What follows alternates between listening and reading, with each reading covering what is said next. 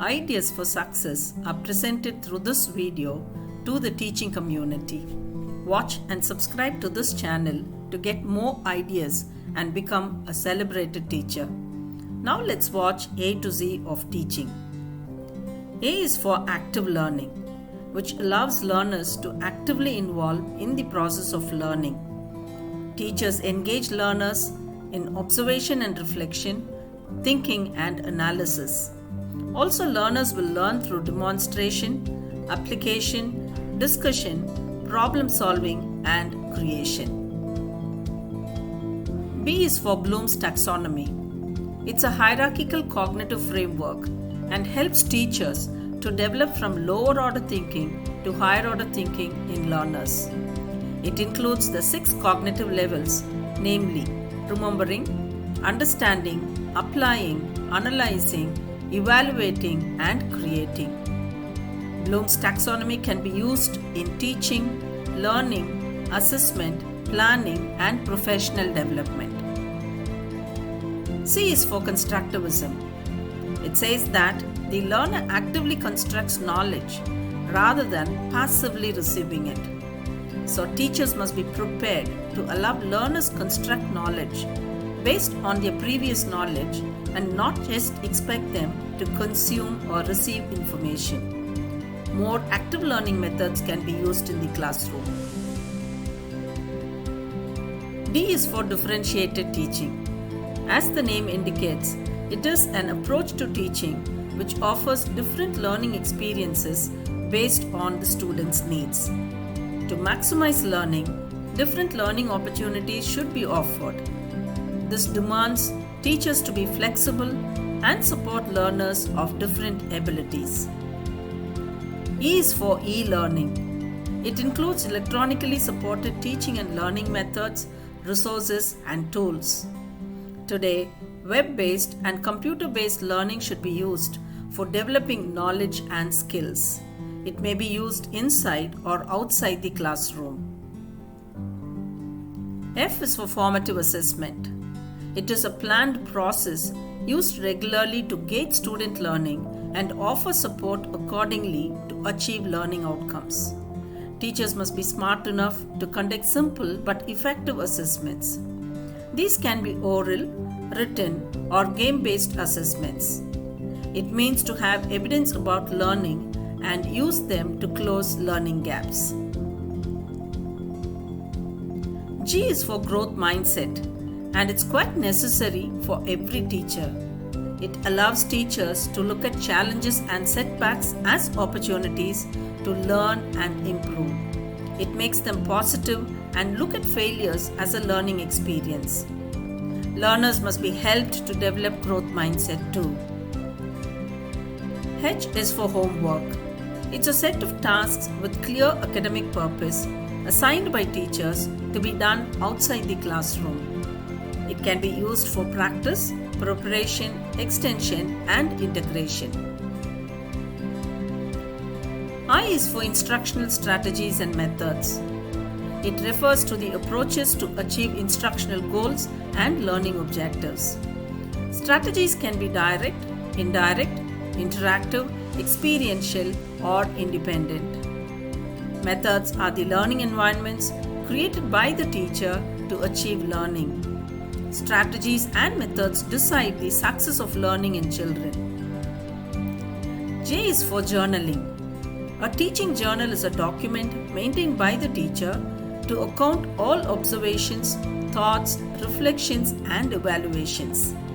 It can be maintained physically in a notebook or digitally as a document. It acts as a self-check tool and gives room for growth and success. K is for knowledge creation. Teachers have to be skillful enough to make children create new ideas through interactions and thinking. L is for literacy. It's the ability to read, write, recognize, understand, interpret both printed and written materials of different types and contexts. Modern literacy includes digital literacy, information literacy, mass media literacy, and social media literacy. M is for multiple intelligences. Gardner's multiple intelligences theory finds a place in the classroom as it's quite relevant and useful. According to this theory, learning occurs through many types of intelligences and people have various levels of them. An insight into this theory will empower a teacher to cater to the needs of children accordingly. N is for non-cognitive skills. There are some skills not directly related to the intellectual activity but crucial for development. This list includes conscientiousness, focus, perseverance, organization, teamwork, and so on. O is for objectives and outcomes. Learning objectives describe what a learner should know.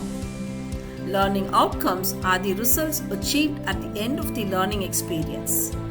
Every teacher must be responsible to achieve the learning outcomes in all the learners. P is for planning. Teachers develop lesson plans which give the details of what students should be learning and how they should learn. Q is for quality teaching. It ensures that effective teaching methods are used to provide learning opportunities for all. Quality teaching refers to good learner engagement with intellectually progressive tasks.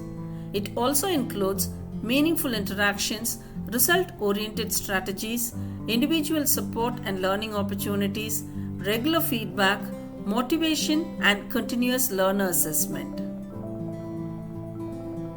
R is for rubrics.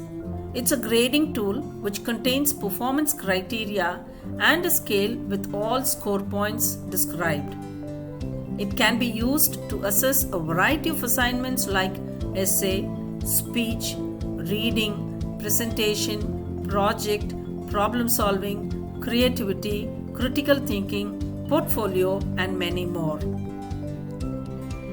S is for subject specific skills. Learning different subjects enable the learner to acquire skills related to the subject as different subjects offer different skill sets. Different subject teachers have to develop various skills pertaining to the subject in every learner. This includes both skills and sub-skills. T is for transdisciplinary approach. It's an approach that integrates curriculum of various disciplines and allows to create meanings in the context of real-world problems. It focuses on process and concepts rather than product and content. It provides meaning by combining the principles, theories, procedures, and perspectives from different disciplines. U is for universal design for learning. It's a framework to improve and optimize teaching and learning for all. This approach considers the needs and abilities of all learners and removes all difficulties in the learning process. UDL spells success for all learners as it addresses the variability in learning among learners. V is for vocabulary. A good vocabulary makes an individual very strong in all forms of communication: reading, writing, listening, and speaking. Vocabulary building skills have to be developed well as it is crucial for student success. W is for word wall. The word wall teaching strategy creates a place in the classroom where students display important ideas using words and pictures. It's one of the best ways to learn if students are involved in creating the word walls. X is for exam preparation. Guidance for exam preparation will help learners to perform well. It includes a clear idea about the paper pattern, concepts to master, time management, practice on past papers, presentation, study skills, using learning tools, and revising topics. Y is yearning to learn. Every teacher and student should yearn to learn throughout life to improve knowledge, skills, competencies for personal and professional development. It has to be self-initiated. Z Z is for zone of proximal development. In ZPD, the learner develops new skill or knowledge with assistance and encouragement.